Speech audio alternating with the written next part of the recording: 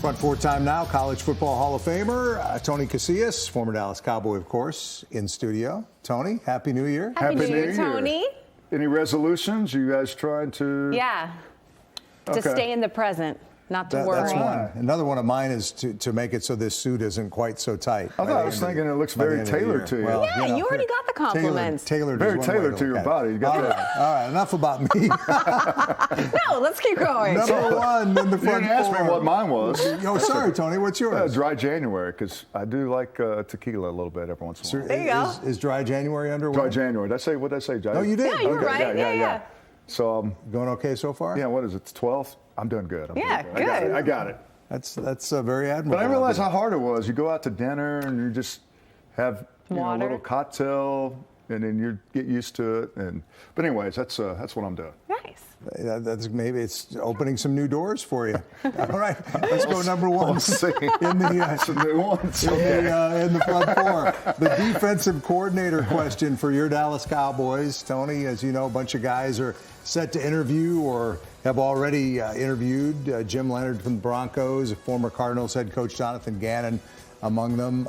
Somebody's going to replace Matt Eberflus at some point. How much difference can the coordinator really make? I think it makes a lot of difference. I think the philosophy and just having the guys that you want to fit your defense, having a time together with your personnel. And I think the biggest thing is going out and spending some money on a quality defensive coordinator. It didn't work well for Matt Eberflus. I mean, he had 2 bad years, back-to-back years, gets fired in Chicago and gets 1 year here in Dallas. But you got to find the right personnel. And I think when you're trying to run the type of defense that Dallas ran this year, it's hard to, fit that personnel. We know about the Micah Parsons and losing him, but you still got to have players. I mean, you still got to line you up. You got to have the right guys. So it's a collective thing, but you definitely need to have a quality defensive coordinator that has a system, that has his mindset on the type of players, and give him the time to go out and find those. And oh, by the way, don't pull any surprises in July right before the season. Get rid of your best player. Yeah, they'll have the 12th and 20th pick in the first round. Presumably both will be defensive guys. Where would you look specifically in terms of positions? Just they're so weak everywhere. Just get the best defensive players available. Yeah, I think you have to find. I think you got a hit on this year, because we talked about this. We talked about this year, if you could have just had a middle of the road defense, this team may have gotten to the playoffs. I mean, I think they had a better chance, but I think you really have to. The secondary was atrocious this year. I mean, the pass rush at times. I mean, you're paying a lot of guys in this defense a lot of money, so those guys have really got to come into play. And you got the Quentin Williams, and you did the Cody, the trade from Cincinnati. So, but I think it's really just finding the quality of players. And I mean, we say this every year. You got to be able to hit on those two players. If it's defense, go with it, target, but have something in mind of the personnel that you have, and the defensive coordinator. Let him go and draft those guys. All right, Tony, number 2, the Jerry question. Jerry Jones held court with a news conference to end the season last week. As usual, he's trying to sell to the fan base on the team being close to being a real contender again. We've asked you this a lot of times on this show, but as the general manager does Jerry do more harm than good, do you think? I think Jerry at times becomes a distraction. I love my Cowboys, and Jerry, I have so much respect for him and had the opportunity to play there. But when it all comes down to what's important to this team, is it winning, or is it being known for the brand and the most lucrative, most expensive franchise in the world, and being able to get free advertising by saying something, on the social media or into the media, and having people react to it, because we know how that's very polarizing.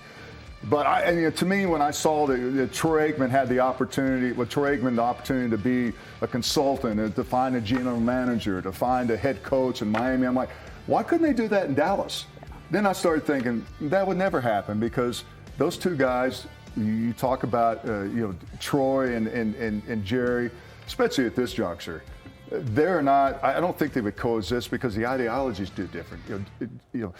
Troy has watched football for the last 25 years. He knows personnel, so I would trust him. But I think that if you had an equation like that, had something like that, we talked about like with John Lynn's situation, he's done a hell of a job in San Francisco. Why couldn't you have that there? Because the distraction in Jerry Jones, I think it's Jerry's show. It's his team. He's going to make the decisions, and that's the way it's going to go. So I think that now him trying to sell the fan base, how close are we? I talked to you guys earlier this year. It's been the last team in the NFC that has won back-to-back Super Bowl was 1993, and that was a team I was on. Yeah. So how close are you, Jerry? You're 9-7-1. We saw that Giants game. They didn't play to win. You show, I mean, if you're playing for the fan base and try to go out there and win a game against the Giants and win against an NFC rival division opponent, to me, that's showing the fan base, hey, look, we're still going to play, and we're not going to surrender and throw up the white flag. And to me, I just don't think that sets very well with the fan base. Mm-hmm. All right, number 3 now in the front 4. Let's talk about the teams that are still playing. 8 teams still alive in the postseason. When it's all said and done, Tony, which will the 2 teams be left standing to play in Super Bowl 60? Who do you like as a Super Bowl matchup? I like the Rams, and I wasn't going to go with the Pats, but I saw your text message. I'm going to piggyback on the Bills, man. Did I just divulge who you're going to pick? But anyways, no, that's all right. I'm going with I like the Rams and the Bills because, I mean, you look at the quarterback play. You look at what Matthew Stafford, the MVP this year, and his offense, and being able to, so many, Puka. I mean, they have so many weapons, and Devontae Adams. I mean, this guy right here, he plays like he's 6'4", 6'5", the wide receiver. And then you have Josh Allen. Josh Allen, to me, don't you guys kind of think this is their year? Yes. The Kansas City is not in the way. They're not the detour. But I just think that these 2 quarterbacks and Josh Allen, I think the Pats have done a great job. And I don't know if that's going to end up, those 2 guys are going to be, these 2 teams will be playing for it. But I really think that if Josh Allen wants to put this team on his shoulders and take this team to the Super Bowl, this is a year because Patrick Mahomes is not around. And so you got to do it on the road. It's a little harder, but I think of what they're doing and the makeup of who they have. And really, again, the Rams, if they play really good defense, I mean, they are hard to beat. And I just think that I 2 storied quarterbacks going after it. I really think that could be the narrative going into the Super Bowl, this year's Super Bowl. It's funny watching the games, and so many great games over the weekend. Yeah. If you need a reminder as to why the NFL is the number 1 entertainment option, no doubt sports about it, or otherwise in this country, just watch the wild card round. But in some ways, from a Cowboys perspective, I think it illustrates, maybe Sam and I disagree on this a little bit, as to how far away they are, because most of these teams that are winning these games have pretty salty defenses, right? Yeah. And they can shut people down when they have to. And the Cowboys are just so far away from having that. I know, and that's what they need to fix. And, when Jerry's, again, you say you're that close, and well, you were the worst franchise in franchise history. You gave up 511 points. You're dead last in every category. How are you that close? And to me, you got to, again, Mike, you have to compliment each other. Not only your offense is playing well, your defense has got to get stops, and you can't give up all those points because you don't have a chance. So you're right. I mean, the teams in this division, the divisional playoffs in the NFC AFC Championship, they have a lot in common. Not only are they going to have 2 good quarterbacks, but their defense is going to be pretty solid. All right, number 4, Tony, as a college football Hall of Famer yourself, who do you like in the national championship game, Indiana or Miami? I really like this matchup. I think it's going to do well in terms of the ratings. You know what? I'm sorry, Michael, but you're not going to be pulling out that belt and whipping that cooler or whatever you're doing, because I got the Indiana Hoosiers. I think that Fernando Mendoza, I mean, that dude is, and look, you look at this team, you're trying to find something, what did they not have? Well, they run a football, they got great running backs, they got a great Heisman Trophy quarterback. Great coach. Defensive, the defense is amazing.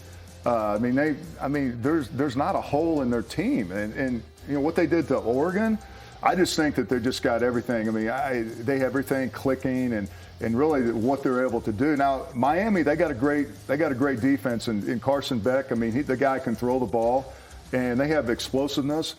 And again, it's going to come down to the defenses, because that's always going to be the story going in any championship game. But as solid as they are, and again, what they did to Oregon to put up 56 points and just blow them out, But I like Miami. I like their fight, but I just don't see how they can hang with Indiana right now. They just look too good. It's not just a basketball, history of basketball now. It's actually it's a great football program. And you said it, Sam. They had a great coach, and they have tremendous. I mean, they have this. You can just kind of feel this vibe that they have, and I love that Mendoza kid. I think he's fun to watch, and I love to listen to him when he talks. You like the format? Sorry, Mike. Do you like the format though of this college football playoff? Is there anything you would change about it? I think they have to allow more teams because there's always going to be that question mark. I mean, this year it was Notre Dame. This the 3 lost teams and Alabama. I mean, so I think that they'll get it right, but. Along with the playoffs in NFL, I mean, these have been some pretty good games in the college football playoffs. So, it's going to be sad though when it's all over because But I think that they have to expand it. But I think the biggest thing that they need to really work on is the NIL and the transfer portal. They need to identify that, and they really need to make where there's some type of structure where someone understands what the hell's going on, and the way that recruiting and the whole process now, and I think some teams have it down. You got to have a GM. You got to manage it just like a NFL franchise and a sports team. But it's just twice a year, and you look at your team, and when they start, and like, God, there's like 45 different guys on the team because there's so much revolving door. But it's been great to watch. Indiana has it down, apparently. Mark Cuban has helped with that effort a little bit to get the Hoosiers where they've in got the Big it Ten. right But the SEC, you look at the last 3 or 4 years, the SEC has not won the national year without a team. I mean that's Big Ten is making a big. Imagine that. Some big noise. All right, let's go Iowa. We got to get Iowa back. Tony Casillas, thanks. Tony. Need some bigger donors. Thanks, don't guys. look here. All right, Tony. Thanks.